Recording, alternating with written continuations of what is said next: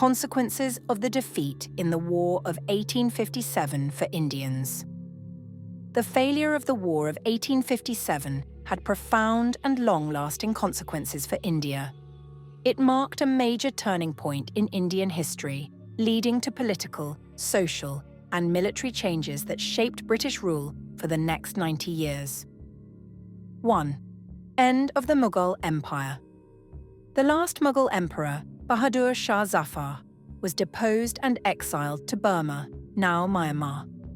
The Mughal dynasty, which had ruled India for over 3 centuries, was officially ended in 1858. The British erased all traces of Mughal rule, even removing the emperor's name from coins. End of the East India Company. The British government abolished the East India Company, EIC, and took direct control over India. The Government of India Act 1858 transferred power from the East India Company to the British Crown, marking the beginning of direct British rule under Queen Victoria. Third, direct British rule and creation of the British Raj. With the EIC removed, India was brought directly under the British monarchy. A viceroy was appointed to govern India, replacing the company's Governor-General. Queen Victoria issued a proclamation of 1858 promising religious tolerance and non-interference in local customs, but British control remained strict. Fourth, victimization of Muslims.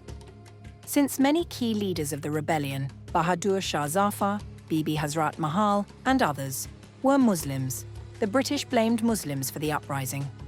This led to mass executions, arrests, and exile of Muslim leaders, confiscation of land and property from Muslim nobles, decline in Muslim political and economic power as British policies favoured Hindus in administration and education. 5. Military reforms. The British reorganised the Indian Army. The British learned from the revolt and made major changes in the army to prevent future uprisings, reduced the number of Indian soldiers and increased British troops in India, banned the recruitment of sepoys from Bengal, where the revolt had started, and instead recruited from Punjab, Gurkhas, and Sikhs, who had remained loyal. Greased cartridges were banned. 6. Abolishment of the doctrine of lapse and policy of annexation. Before 1857, the British had annexed many princely states under Lord Dalhousie's doctrine of lapse, which denied Indian rulers the right to adopt heirs. This had angered many rulers like Nana Sahib, Kanpur, and Rani Lakshmi Bai, Jhansi. After the revolt, the British ended this policy and promised not to annex any more princely states. 7.